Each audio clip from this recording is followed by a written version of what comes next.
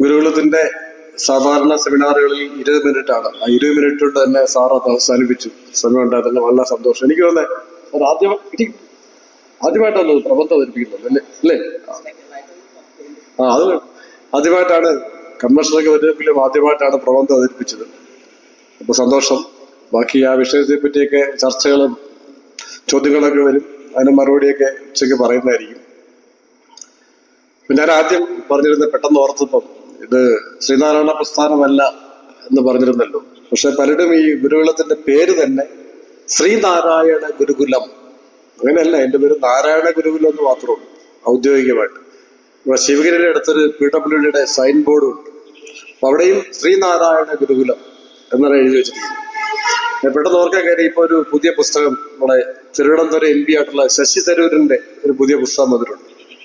The Saints Who Reimagined Hinduism ആണ് എൻ്റെ പേര്.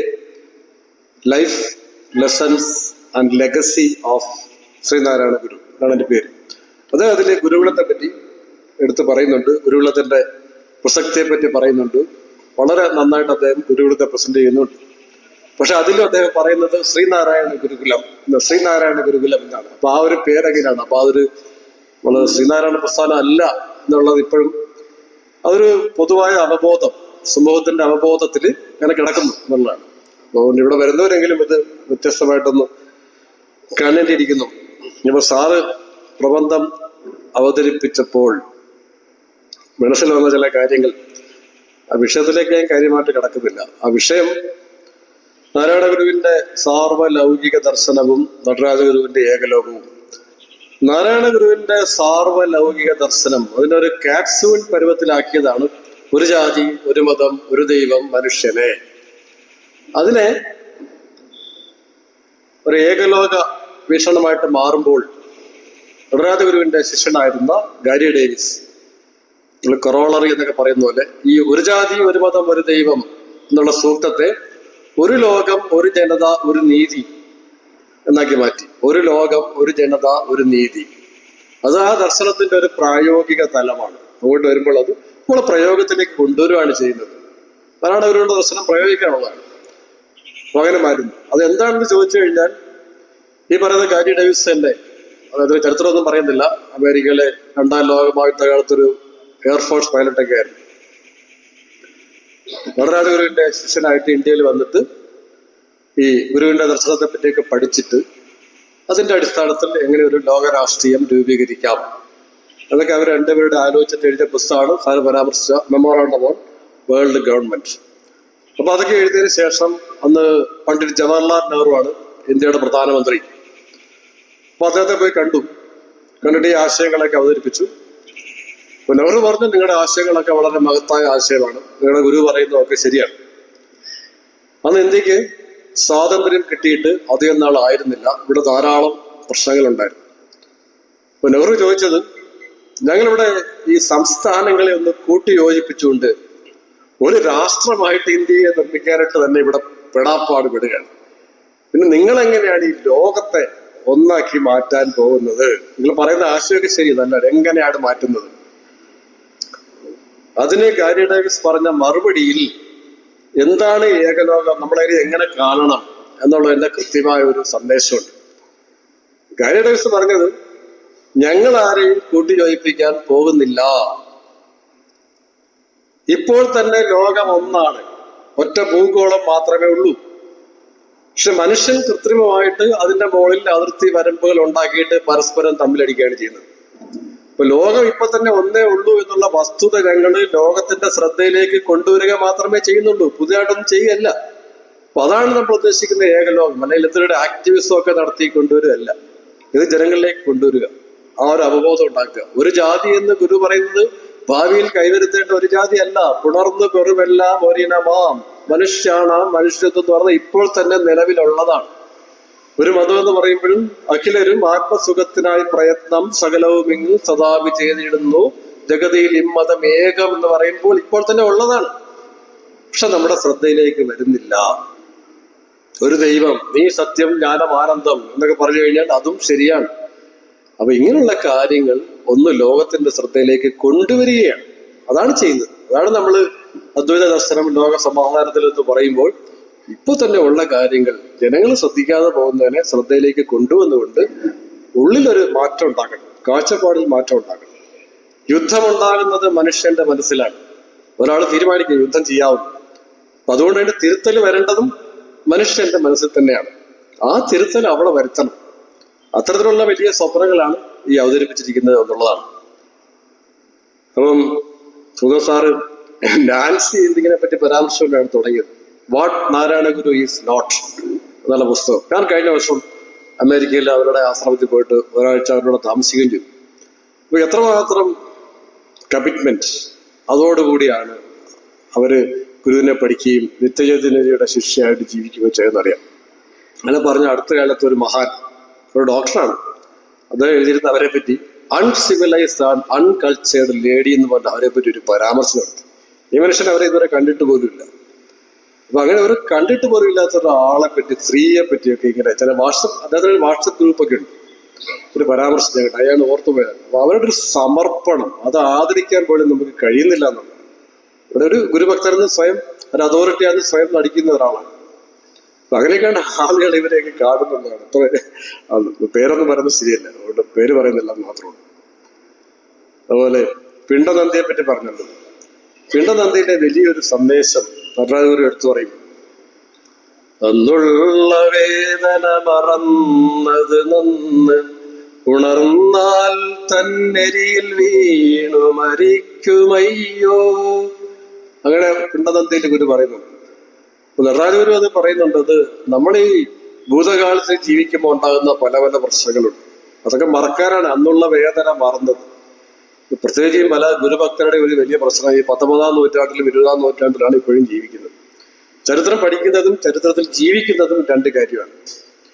ഈ ചരിത്രത്തിൽ ജീവിക്കാതിരിക്കുക എന്നുള്ള വലിയൊരു സന്ദേശമാണ് പിണ്ടനന്ദിയിൽ. അതിൽ കൂടെ ഗുരു നൽകുന്ന ഒരു വലിയ സന്ദേശം. വർത്തമാനകാലത്ത് ജീവിക്കുക, ചരിത്രം അറിയണം. ചരിത്രം അറിഞ്ഞില്ലെങ്കിൽ നമ്മൾ അമ്നീഷ്യ ബാധിച്ച പോലെയോ ഡിമെൻഷ്യ ബാധിച്ചവർ ഓർമ്മയില്ലാതെ അതല്ല, അതറിയണം. പക്ഷെ അവിടെ ജീവിക്കുന്നത് വലിയ പ്രശ്നമാണ്. മുന്നോട്ടുള്ള പുരോഗതി എപ്പോഴും തടസ്സപ്പെടുത്തും. അതുണ്ടാകാൻ പാടില്ല എന്നുള്ള വലിയൊരു സന്ദേശം കൂടി പിണ്ടനന്ദിയിൽ ഈ ഭ്രൂണത്തിന്റെ വളർച്ചയിൽ കൂടി ഗുരു പറയുന്നുണ്ട്. ഗർഭപാത്രത്തിൽ, അമ്മയുടെ ഗർഭപാത്രത്തിൽ കിടക്കുമ്പോഴുണ്ടാകുന്ന പ്രശ്നങ്ങൾ ഇപ്പോൾ ഓർക്കാൻ കഴിഞ്ഞിരുന്നെങ്കിൽ വലിയ പ്രശ്നമായിട്ട് മാറിയാലേ നമ്മൾ അത് ഓർത്ത് ജീവിച്ചേനെ. ഇവിടെ അതൊക്കെ വിട്ടേക്കുക, വർത്തമാനകാലത്ത് ജീവിക്കുക. അതിന്റെ വലിയൊരു സന്ദേശമായിട്ട് തന്നെ അതിൽ ഗുരു പറയുന്നുണ്ടെന്നുള്ളതാണ്. അതുപോലെ ഗുരു ബ്രഹ്മമാണ്. വളരെ കൃത്യമായ ഒരു ഒബ്സർവേഷൻ, നിരീക്ഷണം. ഗുരു ബ്രഹ്മമാണെന്നുള്ളത് ഗുരു തന്നെ ആത്മോപദേശ ശതകത്തിലെ 59-ാം ശ്ലോകത്തിൽ പറയുന്നുണ്ട്. അറിവിനെ വിട്ടത് ഞാനുമില്ല, എന്നെ പിരിയുകിലിൽ അറിവും പ്രകാശമാത്രം. അറിവറിയുന്നവനെന്നു രണ്ടുമോർത്താൽ ഒരു പൊരുളാം, ഇതിലില്ല വാദമേതും എന്ന് പറയുമ്പോൾ ഗുരു ബ്രഹ്മം തന്നെയാണെന്നുള്ളത് വേറൊരു പറഞ്ഞിരിക്കുന്നു. ഇത് മാത്രമല്ല, ഗുരു സാധാരണഗതിയിൽ നാം എന്ന് മാത്രമേ പറയാറുള്ളായിരുന്നു. പക്ഷെ ഇവിടെ മാത്രമാണ് ഗുരു ഞാൻ, സ്പെസിഫിക് ആയിട്ട് ആ ഇൻഡിവിജ്വൽ ഗുരുവും ബ്രഹ്മവും ഒന്നാണെന്നുള്ള. വേറെ എവിടെയും ഞാനെന്ന് പറഞ്ഞു കണ്ടിട്ടില്ല. സംഭാഷണങ്ങളെല്ലാം നാം എന്നാണ് പറയുന്നത്. ഇവിടെ EV കൃഷ്ണപിള്ളയൊക്കെ അതിനെ കളിയാക്കി പറയുമായിരുന്നു. മഹാരാജാക്കന്മാരെ പോലെ നാം എന്ന് പറഞ്ഞ് കിടക്കുന്ന ആളാണ് EV കൃഷ്ണപിള്ള. അടൂർ ബാസിയുടെ അച്ഛനാണ്. അപ്പൊ അദ്ദേഹത്തിന്റെ അമ്മാവനാണ് സാഹിത്യകാരനായ CV രാമപിള്ള. അദ്ദേഹം പറഞ്ഞത് നിങ്ങൾക്കത് അറിയില്ലാഞ്ഞിട്ടാണ്. നിങ്ങളൊരു ഫലിത സാഹിത്യകാരനാണ്. നിങ്ങളുടെ ഫലിതം ആസ്വദിക്കണമെന്നുണ്ടെങ്കിൽ നിങ്ങളുമായിട്ട് താതാത്മ്യം, ഒരു പോത്തിനോട് പോയിട്ട് തമാശ പറഞ്ഞാൽ അതിനെ ആസ്വദിക്കാൻ പറ്റില്ല. താതാത്മ്യം വേണം. വലിയ നാം എന്നുള്ളത് നിങ്ങൾക്ക് മനസ്സിലാണെങ്കിൽ നിങ്ങൾ ആ ഗുരുവായിട്ട് ഒരു താതാത്മ്യം ഉണ്ടാവണം. അതിനുശേഷം പിന്നെ അദ്ദേഹം ഗുരുവിനെ കാണുകയും തെറ്റിപ്പോയതൊക്കെ പറയുകയും ചെയ്തിട്ടുണ്ട്. അപ്പൊ ഈ നാമെന്നാണ് ഗുരു സാധാരണ ഇങ്ങനെ പറഞ്ഞുകൊണ്ട്. പക്ഷെ ഇവിടെ ഞാൻ എന്ന് മാത്രം പറഞ്ഞുകൊണ്ട് ബ്രഹ്മവും ഒന്നാണ് എന്നുള്ള ഒരു കാര്യത്തിലേക്ക് പറഞ്ഞിരിക്കുന്നു. പിന്നെ അതിന്റെ പ്രായോഗിക തലം അതെല്ലാമാണ്.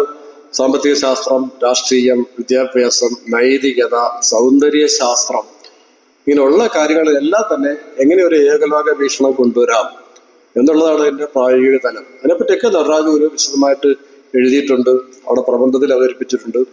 ഇവിടെ DK print world experiencing one world എന്ന പേരിൽ അതൊക്കെ പ്രസിദ്ധീകരിച്ചിട്ടുണ്ട്. അതൊക്കെ ആശയങ്ങളാണ്. അപ്പൊ സാറ് പറഞ്ഞല്ലോ, ഗുരു 100 വർഷം കഴിഞ്ഞെങ്കിൽ ഇപ്പോഴും വസ്തുത അതിനെപ്പറ്റി നമ്മൾ അധികം വ്യാകുലപ്പെടേണ്ട കാര്യമില്ല. കാരണം 1990-ലോ 91-ലോ മറ്റോ ശ്രീ EMS അദ്ദേഹം ഒരു ലേഖനം എഴുതിയിരുന്നു, നാരായണ ഗുരുവിന്റെ പ്രസക്തി കഴിഞ്ഞു പോയെന്നുള്ള രീതിയിൽ. എന്റെ തീം അതായിരുന്നു. വന്ന് ഗുരു നിത്യം അതിനൊരു മറുപടി കൊടുത്തു. പയർ വിത്ത് കുഴിച്ചിട്ട് കഴിഞ്ഞാൽ 2 ദിവസം കഴിയുമ്പോൾ അത് മുളച്ചു വരും. ഇത് നമുക്ക് പെട്ടെന്ന് പയറൊക്കെ കിട്ടും. പക്ഷെ ആപ്പിളിന്റെ വിത്ത് കുഴിച്ചിട്ട് കഴിഞ്ഞാൽ പെട്ടെന്നൊന്നും മുളച്ചു വരില്ല, ചിലപ്പോൾ 2 ആഴ്ചയൊക്കെ എടുക്കും. രണ്ടിൻ്റെയും ക്വാളിറ്റി വ്യത്യാസം. അതുപോലെ നാരായണ ഗുരു പെട്ടെന്നൊന്നും മുളച്ചു വരുന്ന ഇന്നലെ പെയ്ത മഴയ്ക്ക് ഇന്ന് കിളുത് തകരയൊന്നുമല്ല. അത് കുറച്ച് സമയമെടുക്കും. സമയം എടുക്കുന്നുണ്ട്, അത് കഴിഞ്ഞു പോയി എന്നൊന്നുമല്ല അതിൻ്റെ അർത്ഥം. അങ്ങനെയാണ്. അതുകൊണ്ട് അത് വന്നോളും, കുഴപ്പമില്ല. യേശുവൊക്കെ ആയിട്ട് 300 വർഷം കഴിഞ്ഞതിന് ശേഷമാണ് യേശു അറിയപ്പെടുന്നത്. അവരാരും അറിയില്ലേ. ഇപ്പൊ ഗുരുവിന്റെ സമാധിയുടെ ശതാബ്ദി ആകുമ്പോൾ തന്നെ അറിയപ്പെട്ടു വരുന്നത്. കാലം മാറി, കമ്മ്യൂണിക്കേഷനൊക്കെ മാറി. അതുകൊണ്ട് അത് അതിന്റെ വഴിക്ക് വന്നോളും നമ്മളെ കരുതിയാൽ മതി എന്നുള്ളതാണ്. അതുപോലെ ലോക സമാധാനം നമ്മൾ പലപ്പോഴും നിത്യഗുരു പറഞ്ഞൊരു കാര്യമുണ്ട്. ഒരു 2 മാസത്തേക്ക് പത്രം വായിക്കാതിരിക്കാമെങ്കിൽ ലോകത്ത് വളരെ സമാധാനമായിട്ട് പോകും. ഈ സമാധാനമില്ലായ്മയൊക്കെ എവിടെ ഉണ്ടാകുന്നു? പത്രത്തിന്റെ താളുകളിൽ, TV-യുടെ സ്ക്രീനുകളിലാണ് കൂടുതലും ഉണ്ടാകുന്നത്. നമ്മളതിനെ നമ്മുടെ ഉള്ളിലോട്ട് എടുത്തിട്ട് നമ്മൾ ഈ തൊട്ട് പുറത്തുള്ള നമ്മുടെ ചുറ്റും ഇറങ്ങി നടന്നു നോക്കി അവിടെയൊക്കെ നല്ല സമാധാനമുണ്ട്. നമ്മൾ അത് കാണാതെ ഇസ്രായേലിലെ യുദ്ധമാണ് ഏറ്റവും വലിയ പ്രശ്നമെന്ന് മീഡിയ വന്നതോടുകൂടി, ദൃശ്യമാധ്യമങ്ങൾ വന്നു കഴിയുമ്പോൾ കൂടുതൽ നമ്മളെ അത് ബാധിക്കുകയാണ് ചെയ്യുന്നത്. അതുകൊണ്ട് ഒരു കുട്ടി വല്ല പ്രശ്നക്കാരോ ഒരാൾക്ക് ഇതുപോലെ ചെന്നപ്പോൾ ഗുരു പറയുന്നത് എന്താ, ഡിസ്കവറി ചാനൽ മാത്രം കണ്ടാൽ മതി, നിങ്ങൾ വേറെ ചാനൽ, ന്യൂസ് ചാനലൊന്നും കാണാതിരിക്കുക. ഒരു 2 മാസം ന്യൂസ് ചാനലൊന്നും കാണാതെ പത്രം ഒന്നും വായിക്കാൻ ഇരുന്നിട്ട് ലോകത്ത് സമാധാനം ഉണ്ടോ ഇല്ലെന്ന് നോക്കുക. നല്ല സമാധാനമാണ്. തന്നെയല്ല, 2 ലോക മഹായുദ്ധങ്ങൾ നടന്നു. അന്നത്തെ വെച്ച് നോക്കുമ്പോൾ ഇന്ന് പോപ്പുലേഷൻ, ജനസംഖ്യ എത്രയോ വർദ്ധിച്ചു. ആ വർദ്ധിച്ചതിന് ആനുപാതികമായിട്ട് അസമാധാനം കൂടിയിട്ടില്ല എന്നുള്ളതാണ് വാസ്തവം. അന്ന് ഇതിനേക്കാൾ അസമാധാനം ഉണ്ടായിരുന്നു. നമ്മൾ ഇതിനെപ്പറ്റി തീർച്ചയായിട്ടും സമാധാനത്തിന് വേണ്ടി ശ്രമിക്കുമ്പോൾ പോലും സമാധാനം നമ്മുടെ ഉള്ളിലാണ് ഉണ്ടാവേണ്ടത്. കൂടുതൽ ഈ പത്രവാർത്തകൾ പെട്ടിട്ട് കൂടുതൽ അസമാധാനം ഉണ്ടാക്കാതിരിക്കുക എന്നുള്ള ഒരു തലം കൂടി അതിനകത്ത് ഉണ്ടെന്നുള്ളതാണ്. അപ്പൊ അത് നമ്മൾ ശ്രദ്ധിക്കേണ്ട ഒരു കാര്യം തന്നെയാണ് എന്നുള്ളതാണ്. ഭരണഘടനയെ പറ്റി പറഞ്ഞപ്പോൾ, ഭരണഘടനയുടെ 50ാം വാർഷികത്തില് നിത്യഗുരു ഒരു ലേഖനം എഴുതിയിരുന്നു, ഓരോ വകുപ്പുകളെയും എടുത്ത് അവലോകനം ചെയ്തുകൊണ്ട്. അപ്പോൾ അതില് എൻ്റെ ഓർമ്മ ശരിയാണെന്നറിയില്ല, 15ാം വകുപ്പില് ജാതി, മത, വർഗ എല്ലാത്തിനും അതീതമായിട്ടുള്ള ഒരു സമത്വം ഇന്ത്യൻ ഭരണഘടനയിൽ വിഭാവനം ചെയ്യുന്നുണ്ട്. അത് നോക്കുമ്പോൾ തീർച്ചയായിട്ടും ഗുരുവിന്റെ ദർശനമായിട്ട് യോജിച്ചു പോകുന്ന ഒന്നാണ്. അതേസമയം ഭരണഘടനയുടെ 30ാം വകുപ്പാണെന്നാണ് ഓർമ്മ, അതില് ന്യൂനപക്ഷം ഭൂരിപക്ഷം എന്നൊരു വിഭജനമുണ്ട്. അതേപ്പറ്റി ഗുരു നിത്യം എഴുതിയിരിക്കുന്നത് ഇങ്ങനെ, ഇത് ശരിയല്ല. ഒരു രാജ്യത്തെ പൗരന്മാരെ ഒരുപോലെ കാണണം. എന്നിട്ട് ഏത് സംസ്കാരത്തിൽപ്പെട്ടവർക്കും ഏത് മതത്തിൽപ്പെട്ടവർക്കും അവരുടെ സംസ്കാരവും അവരുടെ മതവും ഒക്കെ ആചരിക്കാനും പ്രസരിപ്പിക്കാനും ഒക്കെ ഉള്ള അവകാശം ഉണ്ടായിരിക്കണമെന്ന് മാത്രം എഴുതി വെച്ചാൽ മതി. അതിന് പ്രത്യേകമായിട്ട് ന്യൂനപക്ഷം ഭൂരിപക്ഷം ഒന്നും എഴുതേണ്ട കാര്യമില്ല. അത് പലമതസാരവും ഏകം, നിത്യഗുരു അങ്ങനെയൊന്നും പറഞ്ഞിട്ടില്ല. പക്ഷെ പലമതസാരവും ഏകം എന്നുള്ള നാരായണ ഗുരുവിന്റെ ദർശനത്തിന്റെ അടിസ്ഥാനത്തിൽ നോക്കുമ്പോൾ അങ്ങനെ തിരിക്കാൻ പാടില്ല. ആർക്ക് വേണമെങ്കിലും ഏത് മതവും ആചരിക്കാം, ഏത് സംസ്കാരവും പ്രസരിപ്പിക്കാം. അതിനുള്ള അവകാശം പൊതുവായിട്ട് മാത്രം കൊടുത്തു കഴിഞ്ഞാൽ എല്ലാവർക്കും ആ അവകാശം കിട്ടും. അപ്പൊ അത് ഗുരു എന്ന് ആ ഒരു ഏത് പുസ്തകത്തിലെന്നുള്ള പെട്ടെന്ന് ഓർമ്മ വരുന്നില്ല, അതിൽ ഗുരു അങ്ങനെ പറഞ്ഞിട്ടുണ്ടെന്നുള്ളതാണ്. അപ്പൊ നമുക്ക് ശരിക്കും പറഞ്ഞാൽ ഇന്ത്യൻ ഭരണഘടനയുടെ ഓരോ വകുപ്പ് എടുത്തിട്ട് ഗുരുദർശനത്തിന്റെ അടിസ്ഥാനത്തിൽ പഠനം നടത്താവുന്ന അതിനുള്ള സാഹചര്യമൊക്കെ ഉണ്ട്, ചെയ്യാൻ പറ്റുന്നതാണ്. അത് ആ നിയമജ്ഞന്മാർക്ക് തീർച്ചയായിട്ടും അത് സാധിക്കും എന്നുള്ളതാണ്. ഇപ്പൊ ഞാൻ നിത്യഗുരുവിന്റെ ഇപ്പൊ ആർട്ടിഫിഷ്യൽ AI പറ്റി പറഞ്ഞപ്പോൾ ഞാൻ വെറുതെ ഇങ്ങനെ നിത്യഗുരുവിന്റെ പേര് സൈക്കോളജി ഓഫ് ദർശനമാലാണ്, അത് നിത്യഗുരു, അത് AI ഇട്ടിട്ട് അത് മലയാളത്തിൽ എങ്ങനെ ട്രാൻസ്ലേറ്റ് ചെയ്യും നോക്കിയപ്പോൾ അവര് മലയാളത്തിൽ നിന്ന് എറ്റേണൽ ചൈതന്യനീതി എന്നാണ് മലയാളത്തിൽ. എറ്റേണൽ ചൈതന്യനീതി അതിന്റെ അർത്ഥം പറയണം, എറ്റേണൽ ചൈതന്യനീതി. എറ്റേണൽ എന്നുള്ള ഇംഗ്ലീഷ് വാക്കാണ്, നിത്യം എന്നുള്ളതിന്റെ ഇംഗ്ലീഷ് വാക്കാണ് എറ്റേണൽ. അപ്പൊ ആർട്ടിഫിഷ്യൽ ഇന്റലിജൻസ് ഇങ്ങനെ പല കാര്യങ്ങളും പറയും, നമ്മൾ അതുകൊണ്ട് അതിനെ മുഴുവനായിട്ടൊന്നും എടുക്കാൻ പോകുന്നത് വലിയ അബദ്ധമാണ്. പല അബദ്ധങ്ങൾ ഇതുപോലെ പറയും. അതിന്റെ പേര് അത് അവർ മാറ്റിയത് എറ്റേണൽ ചൈതന്യനീതി എന്നൊക്കെ മാറ്റും. ഒരു ഇംഗ്ലീഷ് വാക്കാണ്, അതിന് കമ്പ്യൂട്ടർ അറിയാമെന്ന് വെച്ച് ചെയ്യും, അങ്ങനെയൊക്കെ അത് ചെയ്തു തരും. അപ്പൊ അതൊക്കെയാണ് അങ്ങനെയുള്ള കാര്യങ്ങൾ. അവിടെ സർവേക്കല്ല്, ഗുരു കല്ല് നാട്ടിയ കാര്യം പറഞ്ഞപ്പോൾ നമ്മുടെ സ്വാമി വാഗ്ഭടാനന്ദൻ ഗുരു കല്ല് നാട്ടുന്ന എന്തിനാന്നൊക്കെ ചോദിക്കുമായിരുന്നു. തീർച്ചയായിട്ടും എതിർത്താണ്. കുഞ്ഞിക്കണ്ണെന്നാണ് അദ്ദേഹത്തിന്റെ പേര്. അപ്പൊ ഒരിക്കലും ആലുവ അദ്വൈതാശ്രമത്തെ വെച്ചിട്ടൊരു സെമിനാർ പോലെ നടന്നു വിഗ്രഹാരാധനെ പറ്റി. ഒരു വിഷയം ഒരാൾ സംസാരിച്ചത് വാഗ്ഭടാനന്ദനാണ്, മറ്റേ ആള് ഗുരുവിന്റെ ശിഷ്യനായിരുന്ന സ്വാമി ശിവപ്രസാദാണ്. വാഗ്ഭടാനന്ദൻ ഈ വിഗ്രഹാരാധനയെ ശക്തമായി എതിർത്തുകൊണ്ട് സംസാരിച്ചു. ഗുരുവാണ് മോഡറേറ്റർ. മറ്റേ ആള് സ്വാമി ശിവപ്രസാദ് അതിനെ ന്യായീകരിച്ചുകൊണ്ട് സംസാരിച്ചു. ഗുരു അവസാനം പറഞ്ഞത്, വാഗ്ഭടാനന്ദൻ പറഞ്ഞത് വളരെ ദാർശനികമായ ഔന്നത്യം ഉള്ള ആൾക്കാർക്ക് വേണ്ടിയിട്ടുള്ള നിലപാടാണ്. ശിവപ്രസാദ് പറഞ്ഞത് വളരെ സാധാരണ ആൾക്കാർക്ക് വേണ്ടിയുള്ള നിലപാടാണ്. നാം ഒന്നിനും എതിരല്ല. നാം ഒന്നിനും എതിരല്ല. തന്നെയല്ല, ഗുരു പറഞ്ഞത്, അത് ക്ഷേത്രത്തിലെ ആളുകൾ ചെല്ലുമ്പോൾ നിങ്ങൾ പറഞ്ഞെങ്കിൽ മാത്രമേ അത് കല്ലാണെന്ന് ആൾക്കാർ വിചാരിക്കുള്ളൂ, അല്ലെങ്കിൽ ആൾക്കാരവിടെ കാണുന്നത് കല്ലായിരിക്കത്തില്ല എന്നാണ് പറഞ്ഞത്. തന്നെയല്ല, കോലതീരേശ സൗത്തിൽ എന്തിനാണെന്ന് കൃത്യമായിട്ട് ഗുരു പറയുന്നുണ്ട്. കാലാശ്രയമെങ്ങും നിറയുന്നോൻ അഭിഭക്തർക്ക് ഇവാറൊരു രൂപം ഭജനത്തിനു ധരിപ്പോൻ. എല്ലായിടത്തും നിറഞ്ഞിരിക്കുന്ന ബ്രഹ്മമാണെങ്കിലും ആരാധിക്കാൻ പലപ്പോഴും ഒരു രൂപം വേണ്ടിവരും. അതിനായിട്ട് ഞാൻ പ്രതിഷ്ഠിക്കുന്നു. ആലസ്യമൊഴിച്ച പരബോധം തരണമേ കോലത്തുകര കോവിലിൽ വാഴും പരമേശ്. അതുകൂടെ അത് ലംഘിച്ച് പോകണം. ലംഘിച്ച് പോകാനുള്ള ഒരു മാധ്യമമായിട്ട് മാത്രമേ കാണാൻ പാടുള്ളൂ. പക്ഷെ അത് പൗരോഹിത്യം വന്നു കഴിയുമ്പോൾ അതിലേക്ക് ദുരുപയോഗം ചെയ്യുന്നുണ്ടെന്നുള്ളത് വേറെ കാര്യം. അത് വേറെ പ്രശ്നം. അങ്ങനെ നടക്കുന്നുണ്ട്. അപ്പൊ അങ്ങനെയൊക്കെയാണ് ഗുരുവിന്റെ. എന്ന് മാത്രമല്ല, ഈ പറഞ്ഞ വാഗ്ഭടാനന്ദൻ കുഞ്ഞിക്കണ്ണന്റെ കാതിൽ അന്ന് കല്ലുകൊണ്ടുള്ള കടുക്കനുണ്ടായിരുന്നു. ഗുരു പറഞ്ഞു, നാം കല്ല് നാട്ടുന്നല്ലേ ഉള്ളൂ, കുഞ്ഞിക്കണ്ണൻ കല്ല് ചുമന്നുകൊണ്ട് നടക്കുകയല്ലേ എന്നാണ് ഗുരു ചോദിച്ചത്. നാം അത് ചെയ്യുന്നില്ലല്ലോ എന്നാണ് ഗുരു ചോദിച്ചത്. പത്രത്തിലൊക്കെ വേണം ഗുരുവിന്റെ കല്ല് നാട്ടലിനെയൊക്കെ നമ്മൾ കാണേണ്ടത്. അതുകൊണ്ട് അടുത്ത വിഷയത്തിലേക്ക് പോകാം. പ്ലേറ്റോയുടെ റിപ്പബ്ലിക്കും സമകാലിക ദേശരാഷ്ട്ര സങ്കല്പവും. രാധാകൃഷ്ണൻ സാറ് എല്ലാവർക്കും അറിയാം, ഗുരുകുലത്തിന്റെ പാഠ്യപദ്ധതിയിലുണ്ട്. സെക്രട്ടേറിയറ്റിലെ ഉദ്യോഗസ്ഥരായിരുന്നു. തിരുവനന്തപുരത്തെ ഒരു ദർശനവുമായി ബന്ധപ്പെട്ട പല ക്ലാസ്സുകളും ഓൺലൈനായിട്ടും അല്ലാതെയൊക്കെ സാറ് നടത്തിക്കൊണ്ടിരിക്കുന്നു. ഇപ്പം തിരുവനന്തപുരത്ത് നടരാജഗുരുവായിട്ട് ബന്ധപ്പെട്ട ഒരു സെമിനാർ, എനിക്ക് തോന്നുന്നു സാറായിരിക്കണം അതിൻ്റെ ഒരു പ്രചോദനം എന്നാണ് ഞാൻ മനസ്സിലാക്കുന്നത്. ഏതായാലും അങ്ങനെ കുറച്ചും അത്തരത്തിലൊക്കെ സജീവമായിട്ട് ഗുരു ദർശന പഠനരംഗത്തുള്ള ആളാണ് രാധാകൃഷ്ണൻ സാറ്. സാറിനെയും സ്നേഹപൂർവ്വം ആ വിഷയം അവതരിപ്പിക്കാൻ വേണ്ടി ക്ഷണിക്കുന്നു. പ്ലേറ്റോയുടെ റിപ്പബ്ലിക്കും സമകാലിക ദേശരാഷ്ട്ര സങ്കല്പവും.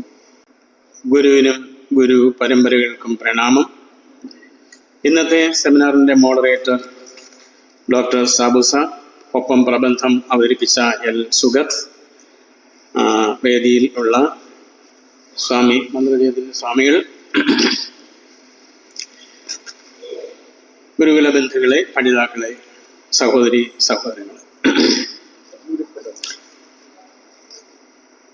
ഇന്നത്തെ എൻ്റെ വിഷയം പ്ലേറ്റോയുടെ റിപ്പബ്ലിക്കും സമകാലിക ദേശരാഷ്ട്ര സങ്കല്പവും എന്നതാണ്. കഴിഞ്ഞ 2 ദിവസത്തെ പ്രബന്ധം നമ്മൾ കണ്ടു. ഈ പ്രബന്ധങ്ങളെല്ലാം സാബു സാർ നേരത്തെ തന്നെ സൂചിപ്പിച്ചിരുന്നു. അദ്വൈത ബോധവും ലോക സമാധാനവും എന്ന വിഷയത്തെ ആസ്പദമാക്കിക്കൊണ്ട് ആ ഒരു വലിയ ഹെഡിങ്ങിനകത്ത് വരുന്ന വിഷയമാണ്. അപ്പോൾ പ്ലേറ്റോയുടെ റിപ്പബ്ലിക് നമ്മൾ പരിശോധിക്കുമ്പോൾ അതിൽ എവിടെയൊക്കെയാണ് ഈ ഏക ലോക സങ്കല്പം അല്ലെങ്കിൽ അദ്വൈത ബോധം മിഴിച്ചു നിൽക്കുന്നത്, അത് എങ്ങനെ ലോക സമാധാനത്തിന് വഴി തെളിക്കുന്നതാണ്. ഇതിനെ ആസ്പദമാക്കിക്കൊണ്ടാണ് ഈ വിഷയം തയ്യാറാക്കിയിട്ടുള്ളത്. ഇപ്പോൾ വിഷയത്തിലേക്ക് കടക്കുകയാണ്. ഏതാണ്ട് 19ാം നൂറ്റാണ്ടിൻ്റെ മധ്യം മുതൽ പ്ലേറ്റോയുടെ ഒരുപക്ഷെ ഏറ്റവും പ്രശസ്തവും അതുപോലെ തന്നെ ഏറ്റവും കൂടുതൽ വായിക്കപ്പെട്ടതുമായ സംഭാഷണമാണ് റിപ്പബ്ലിക്. മറ്റെല്ലാ പ്ലേറ്റോണിക് കഥാപാത്രങ്ങളിൽ സോക്രട്ടീസ് ആയിരുന്നത് പോലെ തന്നെ ഇതിലും സോക്രട്ടീസ് ആണ് മുഖ്യ കഥാപാത്രമായിട്ടുള്ളത്. സോക്രട്ടീസ് ഇതിൽ വിവിധ ഏതൻസുകാരുമായും വിദേശികളുമായും, ശബ്ദം കൂടുതലാണ്, അരോചകം, യെസ്, സോക്രട്ടീസ് ഇതിൽ വിവിധ ഏതൻസുകാരുമായും അതുപോലെ തന്നെ വിദേശികളുമായും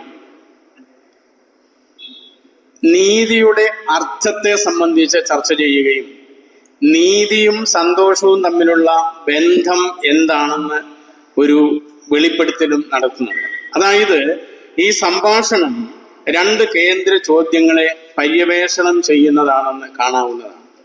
ഒന്ന്, എന്താണ് നീതി? രണ്ട്, നീതിമാനായ മനുഷ്യൻ നീതി കെട്ടവനേക്കാൾ സന്തോഷവാനാണോ? അല്ലെങ്കിൽ നീതിയും സന്തോഷവും തമ്മിലുള്ള ബന്ധം എന്ത് എന്നതാണ്. അതായത് പ്ലേറ്റോയുടെ ആശങ്കകൾ പ്രധാനമായും ധാർമ്മികവും രാഷ്ട്രീയവുമാണ്. ഈ ചോദ്യങ്ങളെ അഭിസംബോധന ചെയ്യുന്നതിന് വേണ്ടി പ്ലേറ്റോ ഒരു ആദർശ നഗരം സ്ഥാപിക്കുന്നു. അതിന്റെ ലക്ഷ്യം എന്താണ് നീതി എന്ന് വ്യക്തമാക്കുകയാണ്. ഈ ആദർശ നഗരം എന്നത് നീതിപൂർവകമായ ഒരു സമൂഹത്തെ സംബന്ധിച്ച് അദ്ദേഹത്തിന്റെ ഒരു ആശയമാണ് എന്ന് പറയാൻ കഴിയും. അതായത് നീതി നിലനിൽക്കുന്ന സമൂഹം അഭിവൃദ്ധി പ്രാപിക്കുന്ന പൂർണ്ണതയുള്ള ഒരു സമൂഹത്തെ സംബന്ധിച്ച് അദ്ദേഹത്തിന്റെ ബ്ലൂ പ്രിന്റ് തികച്ചും കൗതുകകരമായ ഒരു ആശയം തന്നെയാണ്. ഏതാണ്ട് 2500 വർഷങ്ങൾക്ക് മുൻപ് ഒരു സദ്ഗുണമുള്ള സമൂഹത്തെ സംബന്ധിച്ച് നിർവചിക്കാൻ അദ്ദേഹം ധൈര്യപ്പെട്ടു എന്നുള്ളതാണ്. സമകാലിക ഏതൻസിന്റെ അരാജകത്വത്തിനെതിരെ ഉയർന്നു വന്ന ഒരു ആശയം ആണെങ്കിൽ പോലും അത് ഇന്നും വളരെ പ്രസക്തിയുള്ളതാണ്. ഏതാണ്ട് BC 360 കാലഘട്ടത്തിൽ ഏതൻസ് രാഷ്ട്രീയം വളരെ വിഷലിപ്തമാവുകയും ജനാധിപത്യം തകർച്ചയിലാവുകയും ചെയ്തു. സോക്രട്ടീസ് വധിക്കപ്പെടുന്നു. ഇതിനെ തുടർന്ന് ജനാധിപത്യത്തെക്കാൾ, അതായത് ജനാധിപത്യത്തിൽ എപ്പോഴും മുന്നിൽ നിൽക്കുന്നത് ജനങ്ങളുടെ അഭിപ്രായമാണ് എന്ന വസ്തുത നിലനിൽക്കുമ്പോഴാണ് അദ്ദേഹം പറയുന്നത് ജനാഭിപ്രായത്തെക്കാൾ അല്ലെങ്കിൽ ജനാധിപത്യത്തെക്കാൾ നീതി, ജ്ഞാനം, സദ്ഗുണം, ഐക്യം എന്നിവയ്ക്ക് മുൻഗണന നൽകുന്നതും വ്യത്യസ്തവുമായ ഒരു ബൗദ്ധിക ബ്ലൂ പ്രിന്റ് അവതരിപ്പിച്ചുകൊണ്ട് അന്ന് നിലവിലിരുന്ന സിസ്റ്റത്തെ അദ്ദേഹം വെല്ലുവിളിച്ചു. പ്ലേറ്റോ അവതരിപ്പിച്ച ഈ ബ്ലൂ പ്രിന്റ് ഉൾപ്പെട്ടിരിക്കുന്ന ആദർശ രാഷ്ട്രത്തിന്റെ കേന്ദ്ര ഘടകം എന്ന് പറയുന്നത് നീതിയാണ്. നമ്മൾ നേരത്തെ സാബു സാർ തന്നെ സൂചിപ്പിച്ചു, ഒരു നീതി എന്നത് ഗുരുവിന്റെ ഒരു ആശയമാണ്. ഏതാണ്ട് ഈ ആശയത്തോട് യോജിച്ചു വരുന്ന രീതിയിലാണ് പ്ലേറ്റോ അവതരിപ്പിച്ചിരിക്കുന്ന നീതി എന്ന് നമുക്ക് കാണാവുന്നതാണ്. നീതി എന്നത് ഓരോ പൗരനും അവരവരുടെ കർത്തവ്യം ഏറ്റവും ഭംഗിയായി നിർവഹിക്കുകയും മറ്റുള്ളവരുടെ കാര്യങ്ങൾ ഇടപെടാതിരിക്കുകയും ചെയ്യുന്നതാണ്. അങ്ങനെ ചെയ്യുന്നത് കൊണ്ടുണ്ടാവുന്ന വ്യക്തിഗതവും സാമൂഹികവുമായ സന്തുലനാവസ്ഥയാണ് നീതി എന്നത്. അതായത് ഒരു വ്യക്തി അയാൾക്ക് ഏറ്റവും നന്നായി ചെയ്യാൻ കഴിയുന്ന കാര്യം ചെയ്യുമ്പോൾ സമൂഹത്തിൽ അയാൾക്കും സമൂഹത്തിനും ഒരേപോലെ സന്തോഷം നൽകുന്നതാണ്. എന്ന് പറയുമ്പോൾ പ്ലേറ്റോയുടെ കാഴ്ചപ്പാടിൽ നീതി എന്നത് വെറും ഒരു നിയമം അല്ല, മറിച്ച് സമൂഹത്തിലെ വിവിധ വിഭാഗങ്ങളിലേക്ക് നമ്മൾ വരുന്നുണ്ട്. ആ ഓരോ ഘടകവും അതാതിൻ്റെ ധർമ്മം നിർവഹിക്കുന്നതിലൂടെ ഉണ്ടാകുന്ന പൂർണ്ണതയും സന്തുലനാവസ്ഥയുമാണ്. നീതിക്ക് ഒരു പ്രത്യേക നിർവചനമാണ് നൽകിയിരിക്കുന്നത്. ആദർശ നഗരത്തിന്റെ മറ്റൊരു പ്രധാനപ്പെട്ട ഘടകം എന്ന് പറയുന്നത് വർഗീകരണമാണ്. നേരത്തെ സൂചിപ്പിച്ച വിവിധ ഘടകങ്ങൾ എന്നതാണ്. ആ നീതി എന്നതിൽ നിന്ന് നമുക്ക് ഒരു ഏകത്വ ബോധത്തിലേക്ക് വരുന്നത് കാണാവുന്നതാണ്. അത് നമുക്ക് കൺകുടിയുമ്പോൾ അതിലേക്ക് എത്താൻ പറ്റും. പ്ലേറ്റോയുടെ ആദർശ നഗരത്തിൽ ഏറ്റവും പ്രധാനപ്പെട്ട 3 വിഭാഗങ്ങളായിട്ട് തിരിച്ചിട്ടുണ്ട്. ഓരോ വിഭാഗത്തിനും അവരവരുടേതായ കടമകളും ഉത്തരവാദിത്വങ്ങളും നിർവഹിക്കാനും ഉണ്ട്. ആദ്യത്തെ വിഭാഗം ഭരണാധികാരികൾ എന്നതാണ്. ഭരണാധികാരികൾ എന്ന രാജാക്കന്മാർ എന്നത് തത്വചിന്തകരായ രാജാക്കന്മാർ എന്നാണ് പറഞ്ഞിരിക്കുന്നത്. അതായത് ജ്ഞാനവും വിശാല കാഴ്ചപ്പാടുമുള്ള സദ്ഗുണസമ്പന്നരായ തത്വചിന്തകരായിരിക്കണം രാജാക്കന്മാർ എന്നതാണ്. വളരെ പ്രധാനപ്പെട്ട ഒരു വസ്തുതയാണ്. ഒന്നുകൂടി ആ ഭാഗം പറയാം. ജ്ഞാനവും വിശാല വീക്ഷണവും സദ്ഗുണസമ്പന്നരുമായ തത്വചിന്തകരായിരിക്കണം രാജ്യത്തെ നയിക്കുന്നത് എന്നതാണ്. അവർക്ക് സ്വകാര്യ സ്വത്തോ സമ്പത്തോ കുടുംബമോ ഉണ്ടാവാൻ പാടില്ല. രാജ്യത്തിന് വേണ്ടി, രാജ്യത്തിന്റെ നന്മയ്ക്ക് വേണ്ടി അഥവാ സമൂഹത്തിന്റെ നന്മയ്ക്ക് വേണ്ടി തങ്ങളെ പരിപൂർണമായിട്ടും സംഭാവന ചെയ്തവർ അല്ലെങ്കിൽ അർപ്പിച്ചവരാണ് ഭരണാധികാരികൾ എന്നത്. രണ്ടാമത്തെ വിഭാഗം സൈനികരാണ്. അതായത് പുറത്തുനിന്നുണ്ടാകുന്ന ആക്രമണങ്ങളോ അങ്ങനെയുള്ള പ്രശ്നങ്ങളൊക്കെ ഉണ്ടാകുമ്പോൾ അതിനെ സംരക്ഷിക്കുകയും അതുപോലെ തന്നെ രാജ്യത്തിനകത്ത്, ഈ ആദർശ നഗരത്തിനകത്ത് സമാധാനം നിലനിർത്തുകയും ചെയ്യുക എന്നുള്ളതാണ് ഇവരുടെ പ്രധാനപ്പെട്ട ജോലി. ഒപ്പം രാജ്യത്തിന്റെ നിയമത്തിന്റെ വക്താക്കളും നിയമത്തിന്റെ സംരക്ഷകരും ആയിരിക്കും ഈ സൈനികർ എന്ന് പറയുന്നത്. ഇപ്പൊ ഏറ്റവും കൂടുതൽ പോരാട്ടത്തിലും ബൗദ്ധികവും ധാർമ്മികവുമായ പ്രവർത്തനങ്ങളിലും കഠിനമായ പരിശീലനം നൽകുന്ന ഘടനാപരമായ ഒരു സൈന്യവർഗത്തെ സംബന്ധിച്ച് പ്ലേറ്റോയുടെ ആശയത്തെ പ്രതീകപ്പെടുത്തുന്നതാണ് ഈ സൈന്യം എന്നത്. മൂന്നാമത്തെ വിഭാഗം, ആ സൈന്യത്തിന്റെ കാര്യത്തിലും നേരത്തെ നമ്മൾ സൂചിപ്പിച്ച രാജാവിന്റെ കാര്യത്തിലും ഒക്കെ നിലനിൽക്കുന്ന ഒരു പ്രത്യേകതയുണ്ട്. അതാണ് നമ്മൾ ഈ ഏക ലോകത്തിലേക്കും അതുപോലെ തന്നെ സമാധാനത്തിലേക്കും കൊണ്ടുവരുന്നത്. അടുത്ത വിഭാഗം നൈപുണ്യമുള്ള ഉത്പാദകർ അല്ലെങ്കിൽ കരകൗശല വിദഗ്ധർ എന്നാണ് പറഞ്ഞിരിക്കുന്നത്. അതായത് ഒരു രാഷ്ട്രം സന്തുലിതവും നീതിയുക്തവും ആകണമെന്നുണ്ടെങ്കിൽ ഓരോ വിഭാഗവും അവരവരുടേതായ ധർമ്മം വേണ്ട രീതിയിൽ കൃത്യമായി അനുഷ്ഠിക്കേണ്ടതായിട്ടുണ്ട്. അങ്ങനെ കണക്കാക്കുമ്പോൾ ഈ ഉത്പാദകർ എന്നത് രാജ്യത്തിന് ആവശ്യമുണ്ടായിരിക്കുന്ന ഉൽപ്പന്നങ്ങളും അതുപോലെ തന്നെ സേവനങ്ങളും ഉൽപ്പാദിപ്പിക്കുന്നവരാണ്. അതായത് രാജ്യത്തിന്റെ സാമ്പത്തിക ആവശ്യങ്ങൾ നിറവേറുന്നവർ എന്ന് ഇവരെ പറയാം. ഇതിന്റെ സൂക്ഷ്മതലങ്ങളിലേക്ക് പോകുമ്പോൾ ഒരു പരിധി ഉള്ളത് കൊണ്ടാണ് അങ്ങനെ എഴുതിയിരിക്കുന്നത്. തലങ്ങളിലേക്ക് പോകുമ്പോഴേക്കും ഈ നാരായണ ഗുരുവിന് ജന്മദിനത്തോടനുബന്ധിച്ച് കുറച്ച് പൂക്കൾ കൊടുത്തപ്പോൾ ഒരാൾ കുറച്ച് സ്വർണ്ണ പുഷ്പം കൂടെ കൊടുത്തിരുന്നു. അപ്പൊ ഗുരു ഈ പുഷ്പം എടുത്ത് നോക്കിയിട്ട് പറഞ്ഞു, ഇതിൽ മണമില്ലാത്ത പുഷ്പങ്ങളും ഉണ്ടല്ലോ. ഇപ്പൊ ഗുരു അവിടെ ഉദ്ദേശിച്ചത് ഒരു സാമ്പത്തിക തത്വമാണ്. അല്ലെങ്കിൽ ഗുരുവിന്റെ സാമ്പത്തിക ശാസ്ത്രം നമ്മൾ പരിശോധിക്കുകയാണെങ്കിൽ അത് ഏറ്റവും കോർ ആയിരിക്കുന്നു എന്ന് പറയുന്നത് പണസമൃദ്ധിയേക്കാൾ വിഭവ സമൃദ്ധിക്കാണ് പ്രാധാന്യം വേണ്ടുന്നത് എന്നതാണ്. ഈ പ്ലേറ്റോയുടെ സിദ്ധാന്തത്തിൽ ഇങ്ങനെയൊരു പ്രത്യേകത കാണാം. ആഭ്യന്തര ഉൽപ്പന്നം വർദ്ധിപ്പിക്കുക എന്നുള്ളതാണ് മുഖ്യമായിട്ട് ഉൽപാദകരുടെ ലക്ഷ്യം എന്നുള്ളതാണ്. ഇന്ന് ലോകത്തെ ഏറ്റവും വലിയ പ്രശ്നം എന്ന് പറയുന്നത്, അല്ലെങ്കിൽ നമ്മുടെ രാജ്യം തന്നെ നമ്മൾ എടുക്കുകയാണെങ്കിൽ നമ്മുടെ ആഭ്യന്തര ഉൽപ്പന്നം എന്ന് പറയുന്നത്, അതായത് വിഭവം എന്ന് പറയുന്നത് വളരെ ചുരുങ്ങിയിരിക്കും, പണം വളരെ കൂടിയിരിക്കുകയുമാണ്. ലോകത്തിലെ മൂന്നാമത്തെ രാജ്യം ആണ് ഇന്ത്യ എന്ന് പറയുമ്പോഴും ലോകത്തിൽ ആ വിഭവ സമൃദ്ധിയുടെ കാര്യത്തിൽ അല്ലെങ്കിൽ സന്തോഷത്തിന്റെ കാര്യത്തിൽ ഇന്ത്യ 118ലേക്കൊക്കെ പോയിരിക്കുകയാണ്. ഇവിടെയാണ് വൈരുദ്ധ്യം എന്ന് പറയുന്നത്. അവിടെയാണ് ഈ വിഭവ സമൃദ്ധിക്ക് പ്രാധാന്യം നൽകുന്ന ഒരു സമ്പദ്ഘടന പ്ലേറ്റോയുടെ സമ്പദ്ഘടനയിലും ഉണ്ടായിരുന്നു എന്ന് നമുക്ക് കാണാൻ കഴിയുന്നു. അടുത്ത വിദ്യാഭ്യാസമാണ്. ഒരുപക്ഷെ ആദർശ രാഷ്ട്രത്തിന്റെ ഏറ്റവും കേന്ദ്ര ഘടകം എന്ന് പറയുന്നത് വിദ്യാഭ്യാസം തന്നെയാണ്. വിദ്യാഭ്യാസം അടിസ്ഥാനപ്പെടുത്തിക്കൊണ്ടാണ് മറ്റെല്ലാ ഘടകങ്ങളും നിലനിൽക്കുന്നത് എന്നുള്ളതാണ്. അതായത് അരാജകത്വം, രാഷ്ട്രീയമായ സംഘർഷം, സാമൂഹിക പ്രശ്നങ്ങൾ ഇതൊക്കെ ഉണ്ടാകുമ്പോൾ ഭരണകൂടത്തെ നിയന്ത്രിക്കേണ്ടിയിരിക്കുന്നത് വിദ്യാഭ്യാസം എന്നാണ് പ്ലേറ്റോ പറഞ്ഞിരിക്കുന്നത്.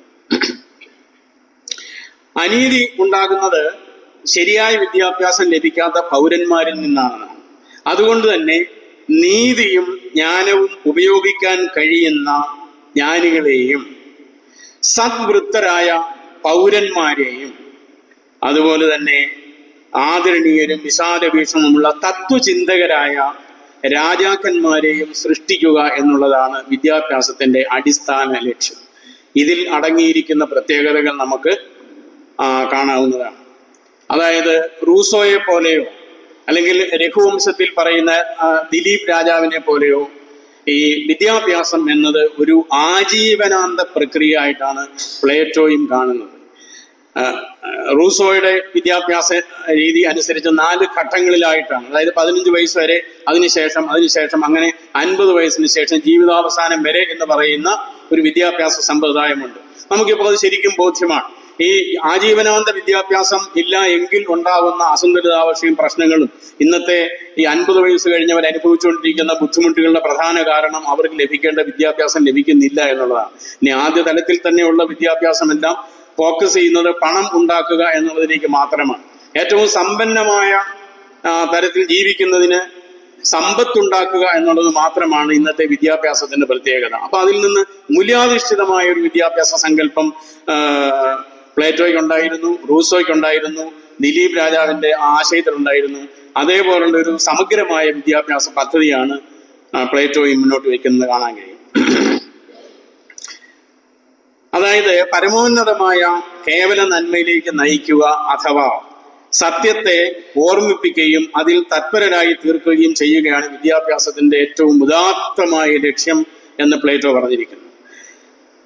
അജ്ഞാനത്തിൽ നിന്നും ജ്ഞാനത്തിലേക്കുള്ള മനുഷ്യന്റെ യാത്രയെ പ്ലേറ്റോ തന്റെ ഗുഹയുടെ അന്യാപദേശം ദ അലിഗറി ഓഫ് ദ കെയ്വ് എന്ന രൂപകത്തിലൂടെ അദ്ദേഹം വെളിപ്പെടുത്തിയിട്ടുണ്ട്. അതാണ് അവിടെ കാണിച്ചിരിക്കുന്നത്. പ്ലേറ്റോയുടെ ഗുഹ ഉപമ എന്ന് പറയുന്നത് ഗുഹോപമ.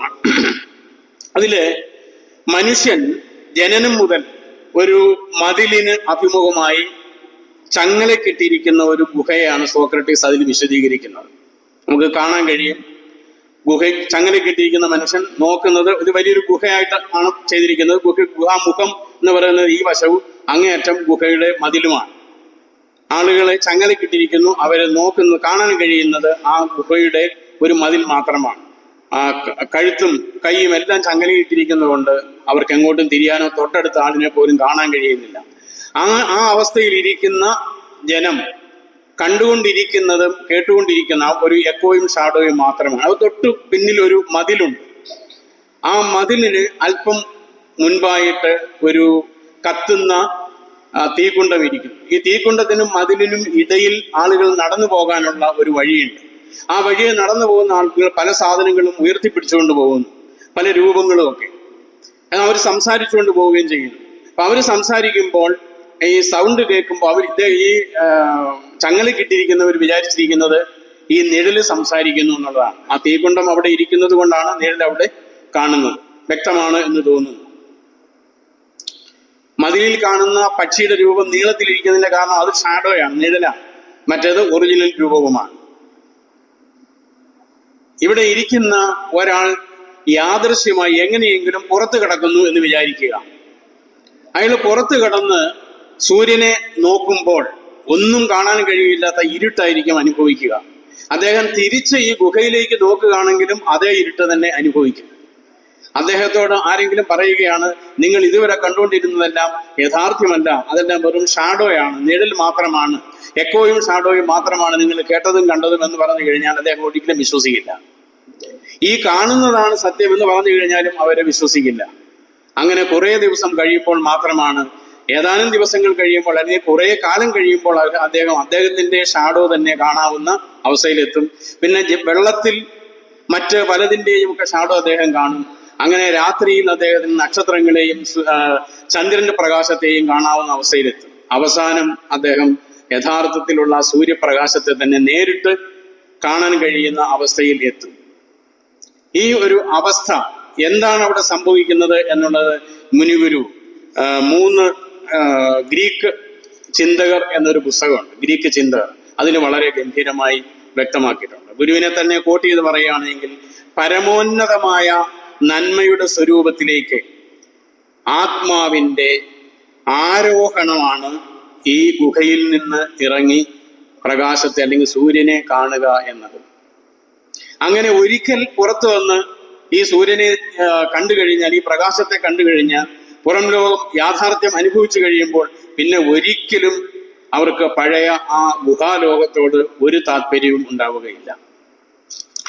അതായത് ആത്മാവിൽ അന്തർലീനമായി കിടക്കുന്ന ആത്മാവിനെ ഉണർത്തി സത്യദർശനത്തിനെ ശക്തിയുള്ളതാക്കി തീർക്കണമെന്നുണ്ടെങ്കിൽ കണ്ണു മാത്രം ആ പ്രകാശത്തിലേക്ക് തിരിഞ്ഞാൽ പോരാ.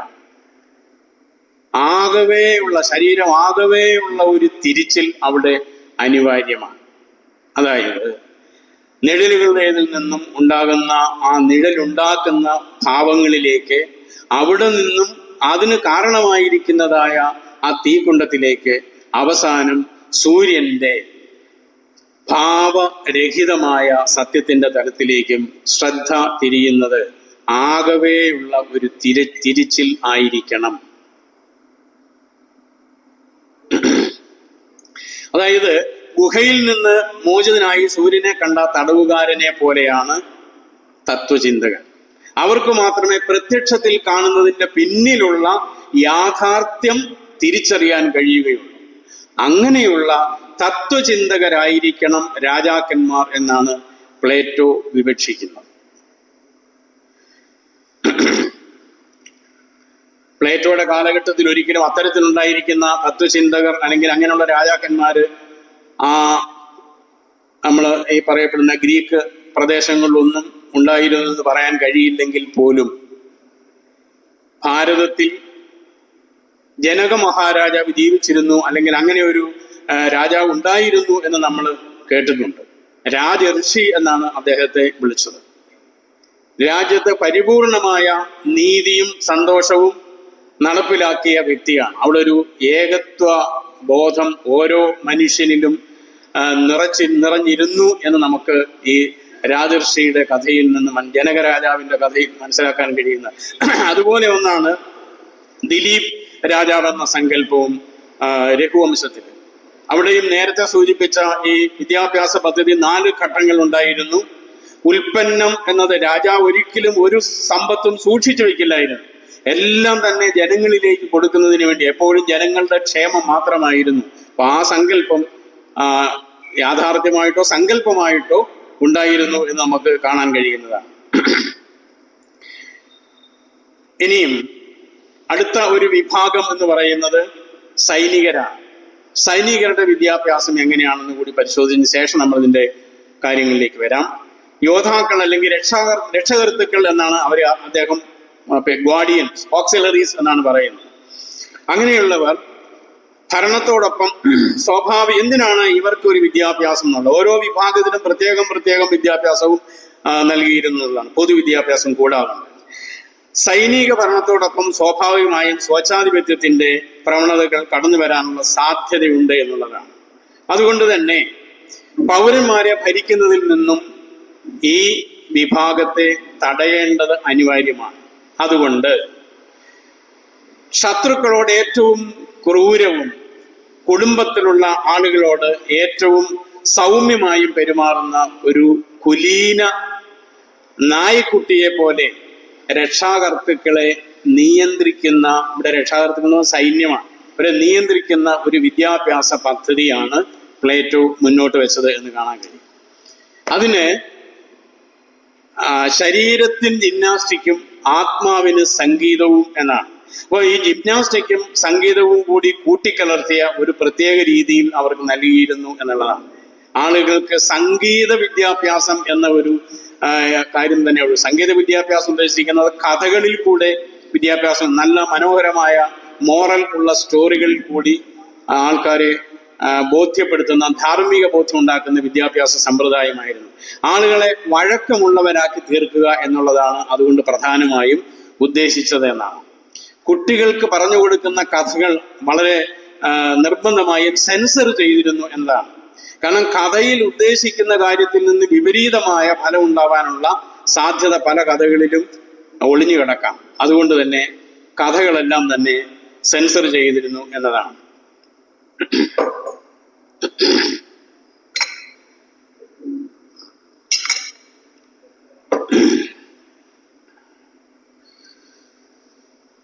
നല്ല കഥകൾ കുട്ടികളുടെ ആത്മാവിനെ രൂപപ്പെടുത്തിയെടുക്കാൻ സഹായിക്കും എന്ന് പ്ലേറ്റോ വിശ്വസിച്ചു എന്നുള്ളതാണ്.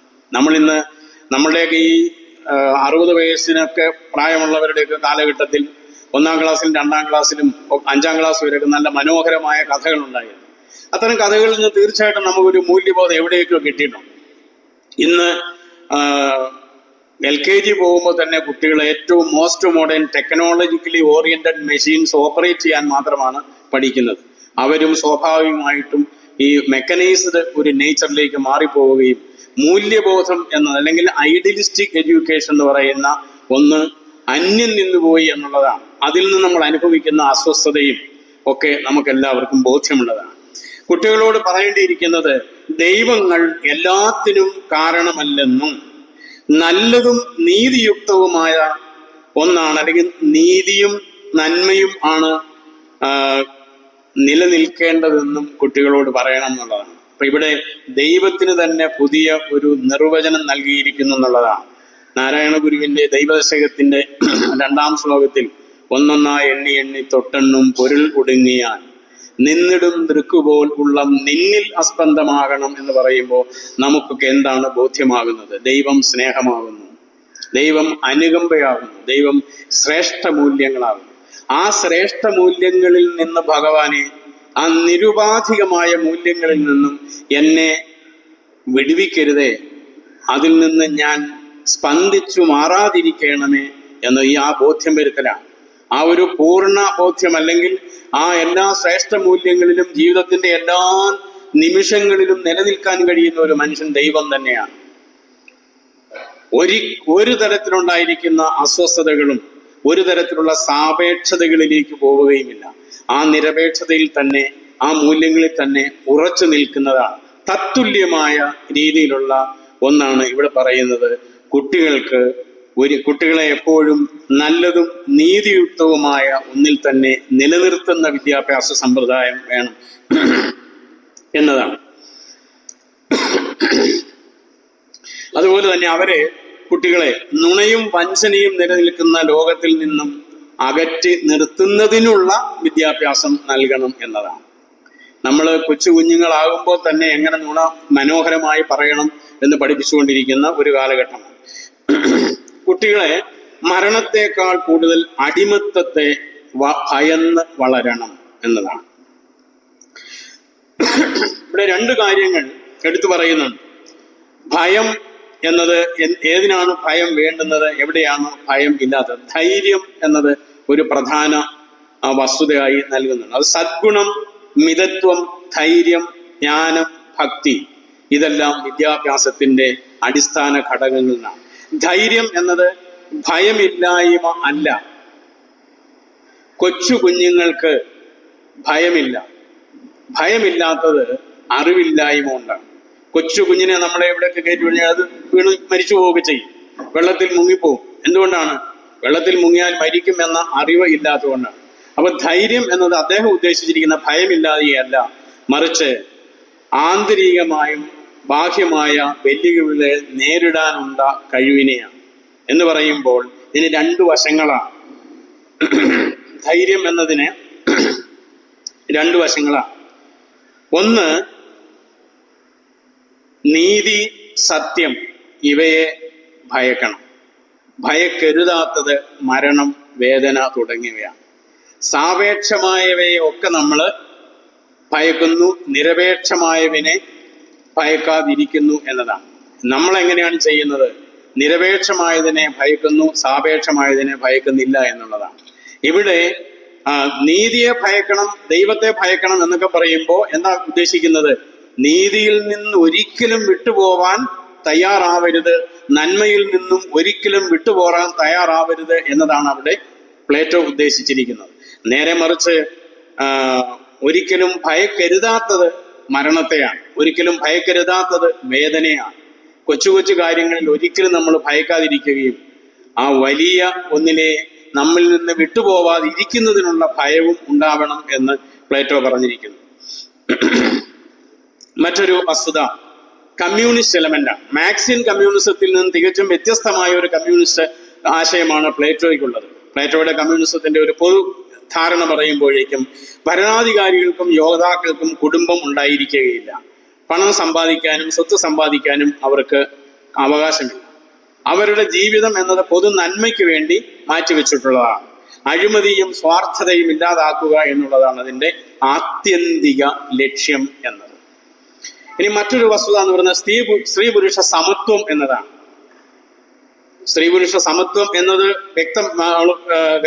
സമത്വം എന്നങ്ങ് പറഞ്ഞു കഴിഞ്ഞു എന്നുള്ളതാണ്. അപ്പോൾ വളരെ വ്യക്തമായി കഴിഞ്ഞു അവിടെ ഒരു സമത്വം നിലനിൽക്കുന്നു എന്നുള്ളത്, ഏകത്വം നിലനിൽക്കുന്നു എന്നുള്ളതാണ്. അതായത് അദ്ദേഹത്തിന്റെ അഭിപ്രായത്തിൽ കഴിവുകൾക്ക് ലിംഗഭേദമില്ല. അതുകൊണ്ട് സ്ത്രീകൾക്കും പുരുഷന്മാർക്കും എപ്പോഴും ഒരേ തരത്തിലുള്ള വിദ്യാഭ്യാസം നൽകണം. മാനസിക വിദ്യാഭ്യാസവും ശാരീരിക വിദ്യാഭ്യാസവും സൈനിക വിദ്യാഭ്യാസവും സ്ത്രീകൾക്കും പുരുഷന്മാർക്കും ഒരേപോലെ ഉണ്ടാവണം എന്നതാണ്. സ്ത്രീയും പുരുഷനും നഗരഭരണത്തിന്റെ, ഇവിടെ നഗരം ഉദ്ദേശിച്ചിരിക്കുന്നത് ആദർശ നഗരം, രാജ്യം എന്നുള്ളതിന്റെ ഏറ്റവും ചെറിയ ഫോമാണ്. നഗരഭരണത്തിന്റെ കാര്യത്തിൽ തുല്യ പങ്കാളിത്തം സ്ത്രീകളും പുരുഷന്മാരും വഹിക്കേണ്ടതാണ് എന്നും പറഞ്ഞിരിക്കുന്നു. അപ്പോൾ സ്ത്രീ പുരുഷ അസമത്വം കൊണ്ടുണ്ടാകുന്നതായ ഏകത്വബോധം നശിച്ചു പോകുന്ന ഒരു അവസ്ഥ ഒരിക്കലും അവിടെ ഇല്ല.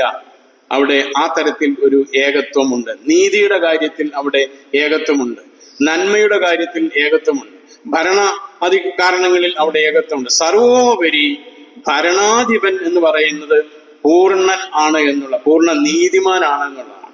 അതായത് എങ്ങനെയാണോ രാജാവ് അങ്ങനെയായിരിക്കും പ്രജ എന്ന് പറയുന്നത് പോലെ ഒരു രാജ്യത്തിന്റെ ഭരണാധികാരി നീതിയുക്തനാണ് എങ്കിൽ, സത്യസന്ധനാണെങ്കിൽ, അയാളുടെ പ്രവൃത്തികളും അയാളുടെ വാക്കുകളും ജനങ്ങളിലേക്കും മറ്റുള്ളവരിലേക്കും സ്വാഭാവികമായും ഒഴുകി വരും എന്നുള്ളതാണ്.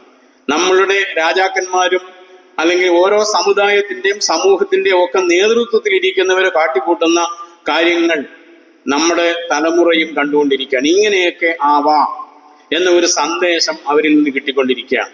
അവിടെയാണ് ഈ ഒരു ഐഡിയലിസ്റ്റിക് ആയിട്ടുള്ള, നമ്മൾ പലത് ഉട്ടോപ്യൻ എന്ന് പറഞ്ഞ മാറ്റിവെക്കുകയാണ് ചെയ്യുന്നത്. ഉട്ടോപ്യൻ സോഷ്യലിസത്തിൽ പോലും വലിയ ആശയങ്ങളും ആദർശങ്ങളും, ആ ആദർശങ്ങളെ നമുക്ക് എങ്ങനെ സ്വീകരിക്കാം എന്നതാണ് അവിടുത്തെ വിഷയം. അപ്പോൾ ഇനി നമ്മൾ ആനുകാലിക ദേശരാഷ്ട്രങ്ങളിലേക്ക് കടക്കുമ്പോൾ പ്ലേറ്റോയുടെ അഭിപ്രായത്തിൽ ജനാധിപത്യം അപ്പാടെ കുഴപ്പം. സോക്രട്ടീസിനെ കൊല്ലുന്നതിന് കാരണക്കാരൻ ഈ പൊതു അഭിപ്രായമാണ്. ജനാധിപത്യത്തിൽ ഭൂരിപക്ഷത്തിനാണ് പ്രാധാന്യം. ഭൂരിപക്ഷം തീരുമാനിച്ചു സോക്രട്ടീസിനെ കൊല്ലണം എന്നത്. അപ്പോൾ ഭൂരിപക്ഷത്തിന്റെ തീരുമാനം പലപ്പോഴും ശരിയായിരിക്കണം എന്നില്ല എന്നുള്ളതാണ് പ്രധാനം. പലപ്പോഴും നല്ല, ഇന്ന് നമ്മൾ കണ്ടുകൊണ്ടിരിക്കുന്നത് ഒക്കെ എല്ലാ തെറ്റുകളെയും ന്യായീകരിക്കുന്നതിന് ഭൂരിപക്ഷം എടുത്തു വെക്കുന്നു എന്നുള്ളതാണ്. എന്നാൽ ഇന്ന് മറ്റൊരു വലിയ പ്രശ്നം സോവേണിറ്റി എന്ന് പറയുന്നതാണ്, പരമാധികാരത്വം എന്ന് പറയുന്നതാണ്. പക്ഷേ എല്ലാ രാജ്യങ്ങൾക്കും ആ പരമാധികാരിത്വമുണ്ട്. അതുപോലെ തന്നെ ഭൂമിശാസ്ത്രപരമായ സ്ട്രിക്റ്റ് ആയിട്ടുള്ള അതിർത്തി എന്നതുണ്ട്. അതിനൊരു ചരിത്രം, ഓരോ രാജ്യത്തിനും അതിൻ്റെതായ ചരിത്രം, ആ പൗരത്വം, ഭാഷ, സംസ്കാരം, മതം, നൈതികത, ഇതെല്ലാം ഓരോ രാജ്യത്തിനും ഇന്ന് ഉണ്ട് എന്നുള്ളതാണ് സങ്കല്പത്തിൽ. നമ്മൾ ഈ അതായത് ഭൂമിശാസ്ത്രപരമായ ആ പരിധി എന്നൊക്കെ പറയുന്നതിന് വലിയ മാറ്റം സംഭവിച്ചത് 1989 USSRൽ പെരിസ്ട്രോയിക്ക ഗ്ലാസ്നോസ്റ്റ് എന്ന് പറയുന്ന ഒരു തുറന്ന സമീപനം അവതരിപ്പിച്ചത് ഗോർബച്ചേവാണ്. അതിനുശേഷമാണ് ജർമ്മനിയിലെ മതിലുകൾ ഇടിഞ്ഞു പോവുകയും മറ്റു പല രാജ്യങ്ങളിൽ നിന്നും ഈ വളരെ കഠിനമായ ഒരു ദേശരാഷ്ട്ര സങ്കല്പം അല്ലെങ്കിൽ ദേശസങ്കല്പം എന്ന് പറയുന്നതിന് അലിഞ്ഞലിഞ്ഞു പോയിക്കൊണ്ടിരിക്കുകയാണ്.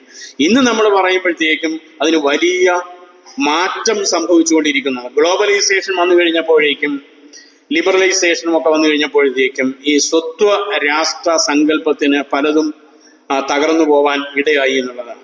അതിലൊരു പ്രധാന കാര്യം എന്ന് പറയുന്നത് സാംസ്കാരികവും രാഷ്ട്രീയവുമായിട്ടുള്ള കാര്യങ്ങൾ അതിർവരമ്പുകൾ വിട്ട് പല രാജ്യത്തിൻ്റെയും പരമാധികാരത്തെ തന്നെ, ആ പരമാധികാരം ഉണ്ട് എന്ന് പറയുന്നതല്ലാതെ പരമാധികാരത്തിൽ നിന്ന് തന്നെ അത് ശുഷ്കിച്ചു പോയി എന്നുള്ളതാണ്. മറ്റൊരു കാര്യം, ആഗോള പൗരത്വ ബോധം ജനങ്ങളിൽ കൂടുതൽ ആയിക്കൊണ്ടിരിക്കുന്നു എന്നതാണ്. സാംസ്കാരികമായ കയ്യേറ്റമാണ് മറ്റൊരു പ്രധാനപ്പെട്ട ടെക്നോളജി. അതുപോലെ അതിർവരമ്പുകൾ ഇല്ലാത്ത പ്രശ്നങ്ങൾ ഇന്നുണ്ട്. അതിലേറ്റവും കാലാവസ്ഥാ വ്യതിയാനം, അതുപോലെ തന്നെ പകർച്ചവ്യാധി, സൈബർ സുരക്ഷ, ഇതൊന്നും ഒരു രാജ്യത്തിന്റെ പരിധിക്കകത്ത് നിന്നുകൊണ്ട് ചെയ്യാൻ കഴിയുന്നതല്ല. അതുകൊണ്ട് തന്നെ എല്ലാ രാജ്യങ്ങളുടെയും സഹകരണം അവിടെ വേണ്ടി വരുന്നു എന്നുള്ളതാണ്. യൂറോപ്യൻ യൂണിയനും WTOയും ഒക്കെ അത്തരത്തിൽ. അതുപോലെ മറ്റൊരു ഏറ്റവും പ്രധാനപ്പെട്ട കാര്യം ഹാർഡ് പവറിൽ നിന്ന് സോഫ്റ്റ് പവറിലേക്കുള്ള ഒരു മാറ്റം എന്നുള്ളതാണ്. ഹാർഡ് പവർ എന്ന് പറയുന്ന പട്ടാള മുന്നേറ്റത്തിൽ കൂടിയാണ് രാജ്യങ്ങളെയൊക്കെ ആക്രമിച്ചിരുന്നെങ്കിൽ വാസ്തവത്തിൽ രാജ്യങ്ങളുടെ പരിമിതികളെയൊക്കെ ഇപ്പോൾ തകർന്നു പോകുന്ന അല്ലെങ്കിൽ ആക്രമിക്കപ്പെടുന്നത് സാംസ്കാരികവും രാഷ്ട്രീയവുമായിട്ടുള്ള പല മൂല്യങ്ങളും ആണ് എന്നുള്ളതാണ്. ചുരുക്കി പറഞ്ഞാൽ വിദൂര ഭാവിയിൽ ഒരു ഏകലോക സങ്കല്പത്തെ സാധൂകരിക്കുന്നതിന് കഴിയും എന്നുള്ളതാണ് നമ്മൾ പല ലക്ഷണങ്ങളും കണ്ടുകൊണ്ടിരിക്കുന്നത്. പ്ലേറ്റോയുടെ ഈ സങ്കല്പത്തിൽ നിലനിൽക്കുന്നതായ ജനാധിപത്യത്തിന് വിരുദ്ധമാണ് എന്ന് നമുക്ക് തോന്നുമ്പോഴും അവിടെ മിഴിച്ചു നിൽക്കുന്നത് നീതിയാണ്.